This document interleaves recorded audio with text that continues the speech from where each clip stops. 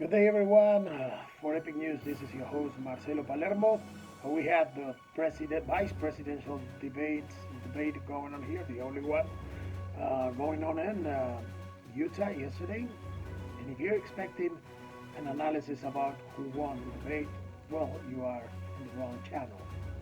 What we are going to tell you, I am going to tell you, is what did they do for their cause, each of them, and how you can actually think by yourself.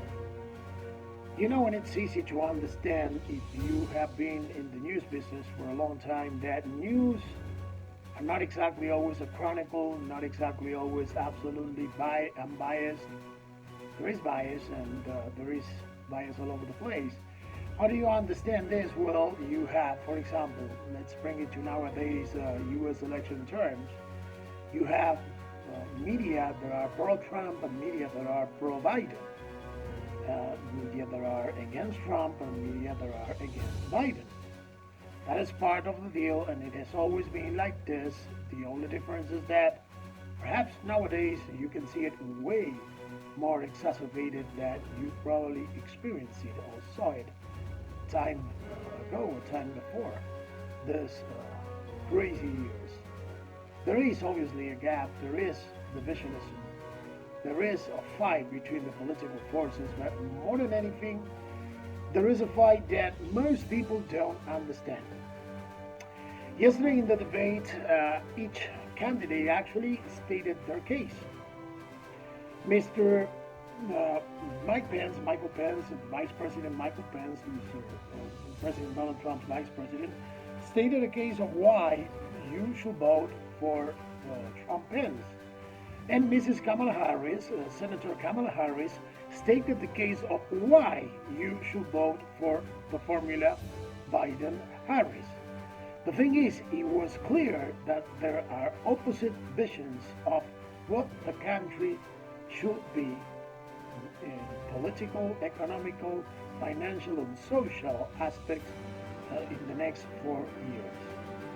That is obvious by now, and if you listen to each candidate, you can, and we're talking about both the presidential and the vice presidential candidates, you can actually understand or navigate through in order to make up your mind.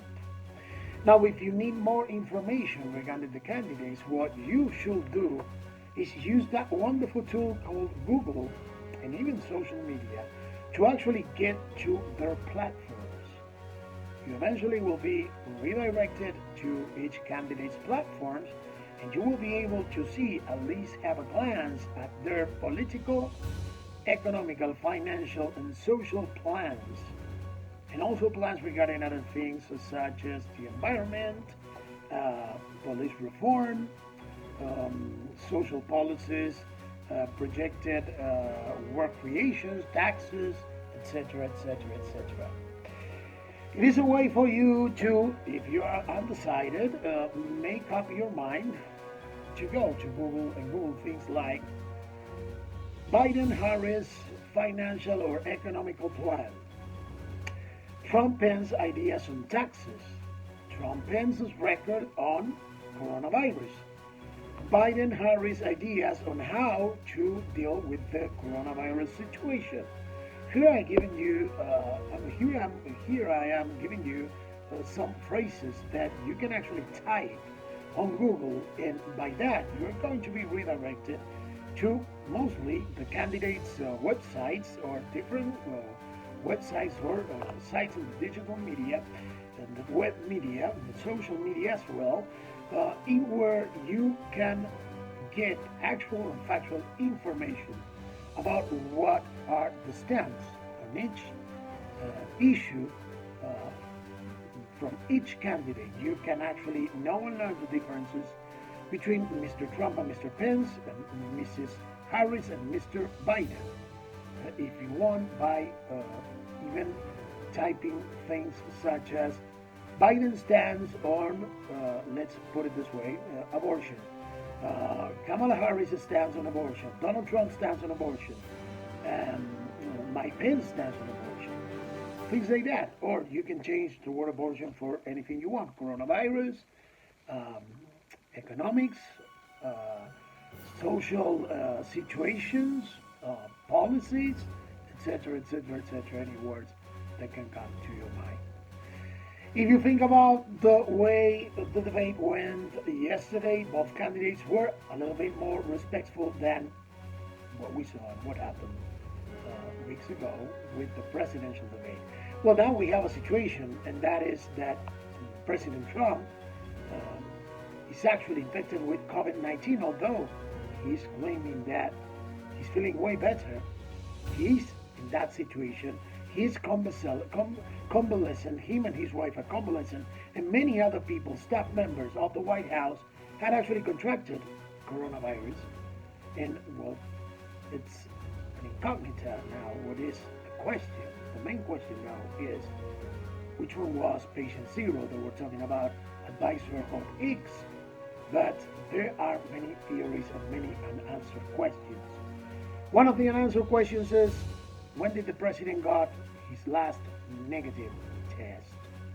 That is a very interesting question to know exactly when the president started not only feeling symptoms, but probably getting an understanding, not the president alone, but his medical staff, the medical staff taking care of him, about when he actually got the first symptoms of COVID-19, which he obviously still has, although he claims that he's feeling way better, which might be the case.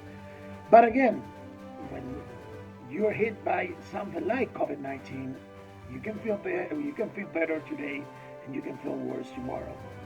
You never know when those are, of course, the words of the experts, which are the most tangible and understandable words or advice that we have nowadays, considering that there is still much more to find about COVID-19. The unlikeliness of having a vaccine, a functional vaccine, by November the 1st or before November the 3rd, which will be election day, and we all know that we already are within the realm of the time we are into the time of early voting. To be honest, it is mostly unlikely that we are going to have a vaccine before November the 1st or November the 3rd, for all that matters.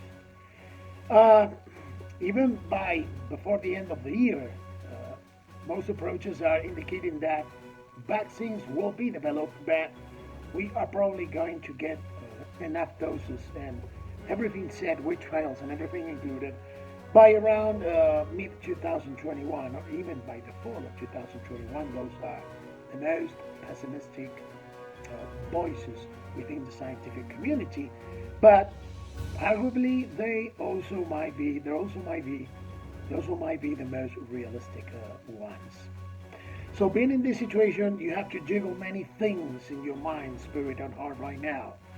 The election, the COVID-19 situation, the financial situation, which has impacted heavily impacted most of Americans, and to be honest, most of those people who are struggling to keep their jobs going all over the world.